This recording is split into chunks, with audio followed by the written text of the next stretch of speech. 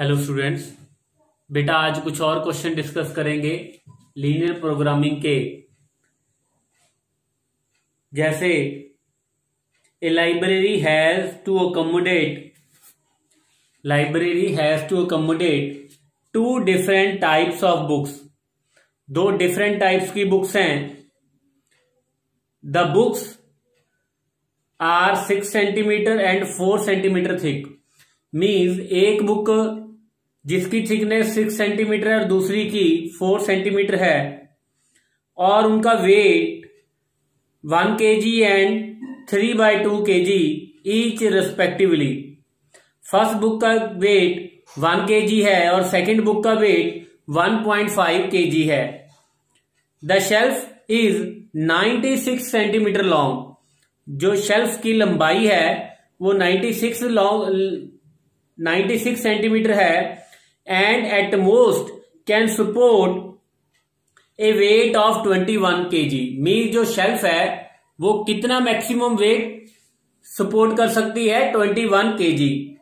How should be the shelf be filled with the books of two types in order to include the greatest number of books. और हमने shelf पे क्या करनी है? Greatest number of books रखनी है। So make it as LPP and solve it graphically. तो student यहां पे दो तरह की बुक्स हैं। हमने मैक्सिमाइज किसको करना है? नंबर ऑफ बुक्स को। Let x be the number of books of first kind. दो तरह की बुक्स हैं, टाइप 1 बुक की बुक, और y हम नंबर डिनोट कर लेते हैं टाइप 2 बुक का। तो स्टूडेंट मैक्सिमाइज जेड, मैक्सिमाइज किसको करना है? Number of books x plus y. Subject to हमें यह दे रखा है कि जो फर्स्ट बुक है टाइप 1 की बुक है, टाइप 2 की बुक है। अगर लेंथ की बात करें और एक हमें दे रखा है उनका वेट। जो लेंथ है टाइप 1 बुक की 6 सेंटीमीटर 4 सेंटीमीटर रेस्पेक्टिवली, और उनका weight 1 kg and 3/2 kg respectively. और लेंथ मैक्सिमम शेल्फ की कितनी है? 96 सेंटीमीटर। 96 centimetre maximum length. और जो वेट शेल्फ सपोर्ट कर सकती है वो है 21 kg। नाउ अब this is the objective function subject to the constraints. First constraint हमारे पास लेंथ से आएगा 6x plus 4y less than equal to 96, और दूसरा वेट से 1 into x plus 3/2 into y less than equal to 21, where x and y क्या है? Greater than equal to 0। तो स्टूडेंट जब इसको सिंप्लीफाई करेंगे, 2 से डिवाइड किया तो 3x plus 2y less than equal to 48, and इसको 2 से मल्टीप्लाई कर देंगे 2x plus 3y less than equal to 42, where x and y are greater than equal to 0। Now student अब इनको ग्राफिकली सॉल्व करेंगे। तो फर्स्ट कंस्ट्रेंट की बात करें 3x plus 2y is equal to 48। जब x की वैल्यू 0, x की वैल्यू 0 की तो y की वैल्यू 24, और जब y की 0 की तो x की वैल्यू क्या आ रही है? 16। और सिमिलरली सेकंड कंस्ट्रेंट से 2x plus 3y is equal to 42। जब x की वैल्यू 0 की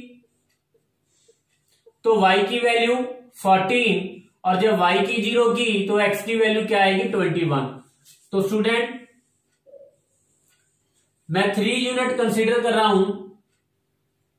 3 unit length 3, 6, 9, 12, 15, 18, 21, 24 and so on.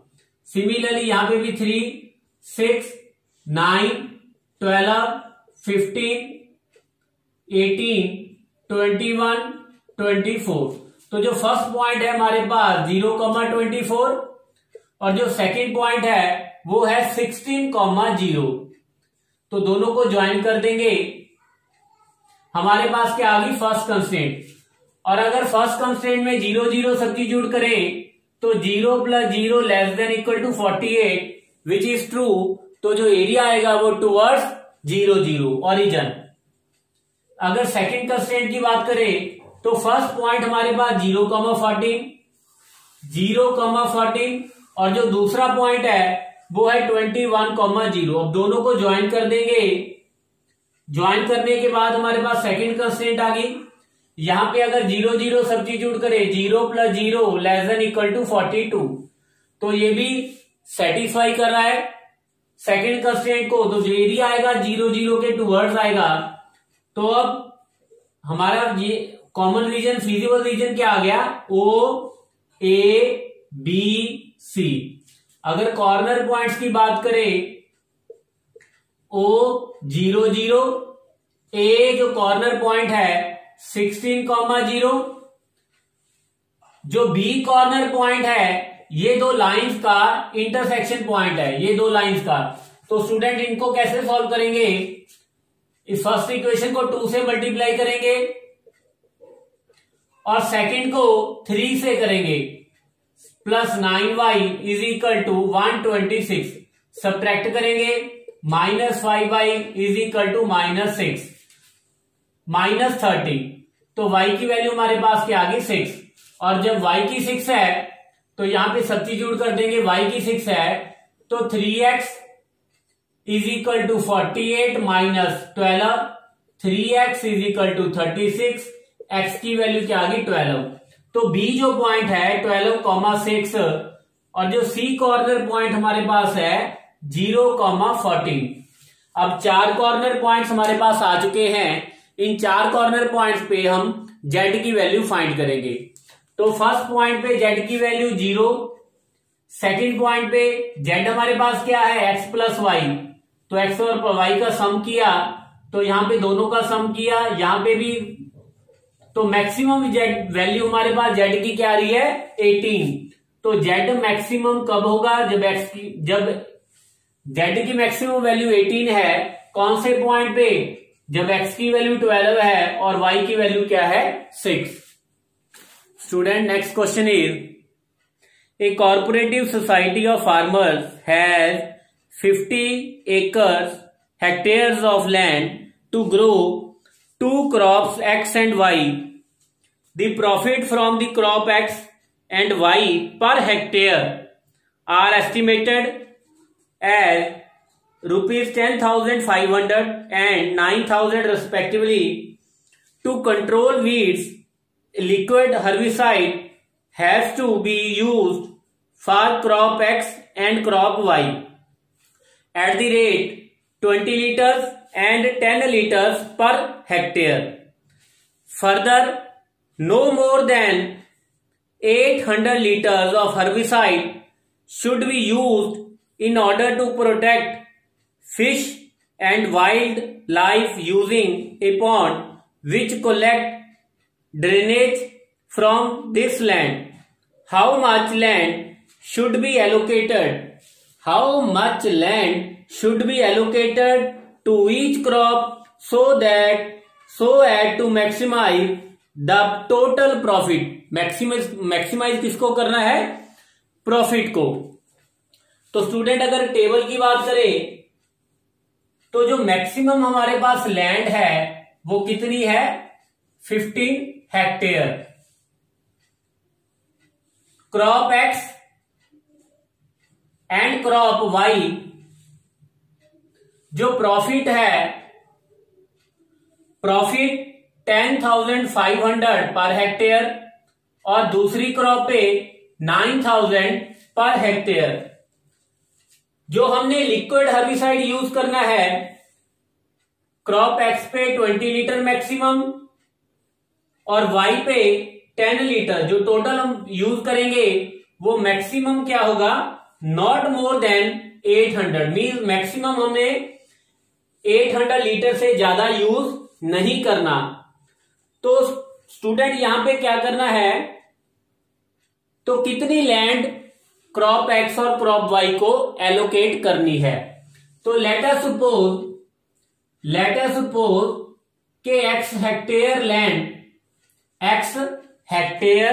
Land अगर क्रॉप x को दे दे और y हेक्टेयर लैंड, तो वहां पे क्रॉप हम y को प्रोड्यूस करें, तो जो प्रॉफिट आएगा हमारे पास, क्योंकि हमने मैक्सिमम किसको करना है, प्रॉफिट को, तो जो ऑब्जेक्टिव फंक्शन हमारे पास आ गया maximize at 10,500 into x plus 9,000 into y. और अगर टोटल जो लैंड है हमारे पास वो कितनी है, maximum 50 hectare. X hectare crop x को एलोकेट कर दी और वाई हेक्टेयर वाई क्रॉप को एलोकेट कर दी, तो मैक्सिमम हमारे पास जो लैंड है वो कितनी है, 50। Mean subject to the condition x plus y less than equal to 50। और जो सेकंड कंडीशन आएगी 20 litre into x, 20 into x plus 10 into y less than equal to 800, where x और वाई के हमारे पास ग्रेटर देन इक्वल टू 0। तो अगर second constraint को सिंप्लीफाई करें, then we will get 2x plus y less than equal to 80। तो student अब इस प्रॉब्लम को हम ग्राफिकली सॉल्व करेंगे। स्टूडेंट अगर फर्स्ट कंस्ट्रेंट की बात करें तो x plus y is equal to 50। X y, जब x की वैल्यू 0 की तो y की वैल्यू 50, और जब y की 0 की तो x की वैल्यू क्या आ गई, 50। तो ड्रा करेंगे तो 10 यूनिट डिस्टेंस में कंसीडर कर रहा हूं 3 along x axis and y axis, 10, 20, 30, 40 and 50। Similarly यहां पे भी अलॉन्ग y एक्सिस 10, 20, 30, 40 एंड 50। तो जो फर्स्ट पॉइंट हमारे पास है 0,50, सेकेंड पॉइंट है 50,0, तो दोनों को ज्वाइन कर देंगे।